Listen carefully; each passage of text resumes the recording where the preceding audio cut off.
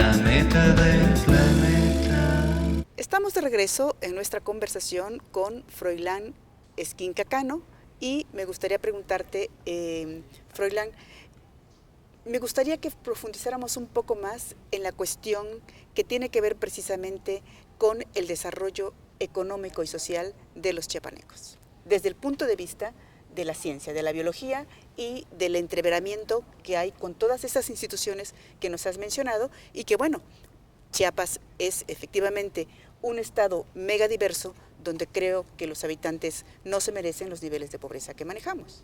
Sí, es muy importante la pregunta.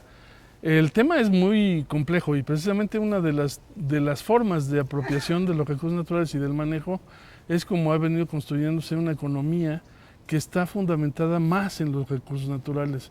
Y efectivamente los chiapanecos, ¿qué es lo que tenemos? La riqueza que tenemos es los recursos naturales.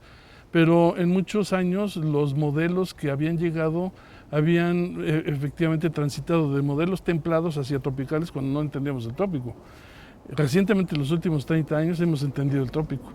Y cuando entendemos el trópico lo sabemos desde lo que sería el corredor mesoamericano, que se fue construyendo también como un discurso, pero también la complejidad de las interacciones de lo que es el trópico húmedo como brindador de servicios. Y creo que ese es el gran reto, o sea, cómo garantizar la prevalencia de los recursos tropicales como brindadores de esos servicios ecosistémicos, pero con la gente. Y yo creo que ese es el proceso en el cual estamos inmersos los chiapanecos. Y es parte de lo que sería el reconocimiento de las diversas iniciativas que se han emprendido ya en Chiapas desde hace varios años, pero que pueden articularse en políticas públicas.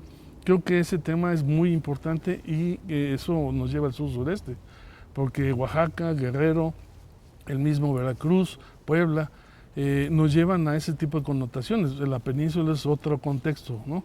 Pero esa parte topográfica, con complejidades, pero también con realidades diferenciadas, incluso con una complejidad étnica, etnolingüística, merece poder poner en práctica toda la gestión del territorio a partir de modelos participativos que permitan hacer concurrencia efectiva. Y ahí yo creo que es donde está esa parte donde el municipio debe de asumir otra responsabilidad, otra temporalidad también, porque creo que los tiempos de administración de 3 años no nos ayudan mucho en la gestión del territorio. Y eso lo llevamos a la gestión a nivel estatal y a nivel federal, porque en muchos casos el conocimiento de las reglas de operación, que ese es otro tema que tenemos que incidir, de las reglas de operación para que efectivamente haya concurrencia, porque más bien a veces son discordantes para el desarrollo sustentable o la gestión del territorio en una forma armónica. Entonces lo social, lo participativo, lo ambiental y la economía internalizada en ese modelo debe efectivamente hacer secuencias de 1, 2, 3, 5, 10 años. Por fortuna me tocó a mí entregar los primeros programas de manejo forestal sustentable en 97 y por fortuna regresé en 2008 y me tocó ver que los 2 mejores programas eran a los que les habíamos dado sus permisos. A los 10 años pudimos valorarlo. Pero esa parte es la que la política pública tiene que aprender a planear de mediano y largo plazo. Por eso yo creo que la ley de planeación y la participación de la sociedad en modelos que permitan articular procesos de largo aliento deben de medirse de otra forma. Y al mismo tiempo los financiamientos deben de llegar en otros modos y las reglas de operación deben de articularse de otra forma. Entonces la gestión debe de trabajarse en una forma ecorregional y articularse a partir de cuencas, claro, participativamente con la gente. Froilán, pues con esta respuesta definitivamente me llevas a comentarte y a preguntarte si el estado de Chiapas solo tuviera el cañón del sumidero bien administrado, como decimos coloquialmente en México, otro gallo nos cantara.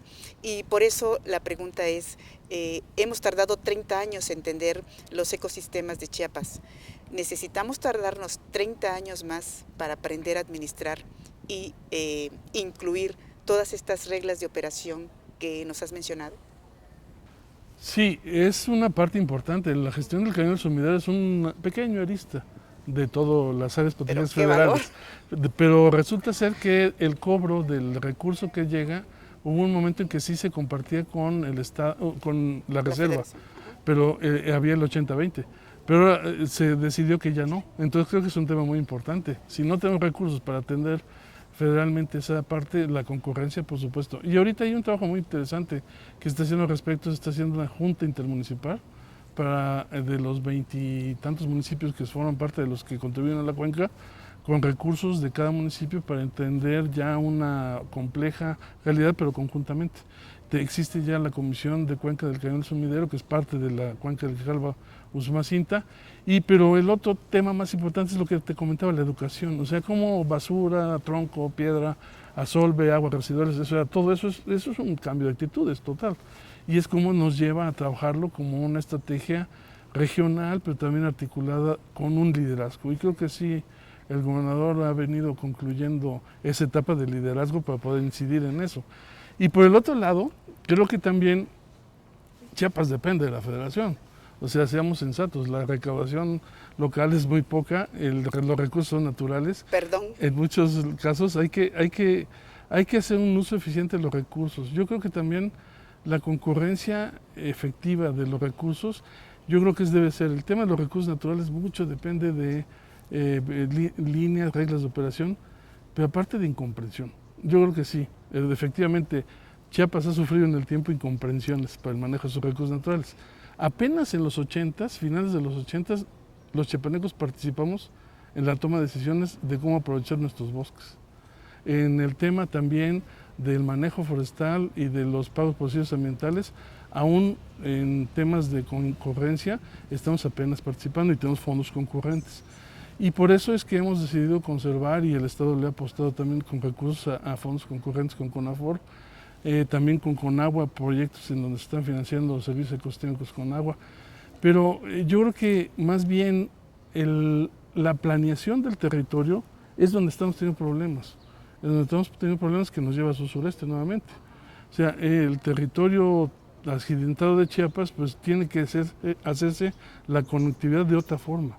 Implica mucho más recursos, igual que en Guerrero, igual que... Si ustedes ven en todas las temporadas de lluvia, ¿cuáles son los principales problemas que estamos teniendo en todos esos estados que mencioné, incluyendo Veracruz y Puebla? El deslave, los desgajes de cerros, obviamente por deforestación y cambios del suelo, pero también porque la gente vive en esas condiciones.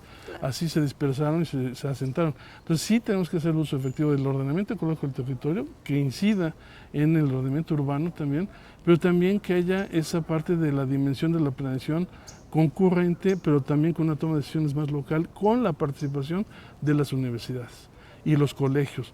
Yo creo que ese tema de a veces de pensar, no, es que allá piensan mejor en el DF, no es cierto. Hay que pensar local y regionalmente para poder traducirlo en gestiones efectivamente que obedezcan a las condiciones de la región.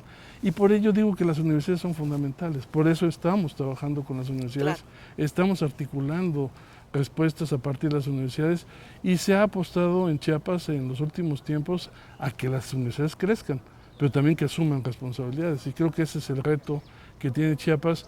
No tengo nada contra las carreras tradicionales, pero necesitamos nuevas carreras que enfrenten esa característica de Chiapas. Claro.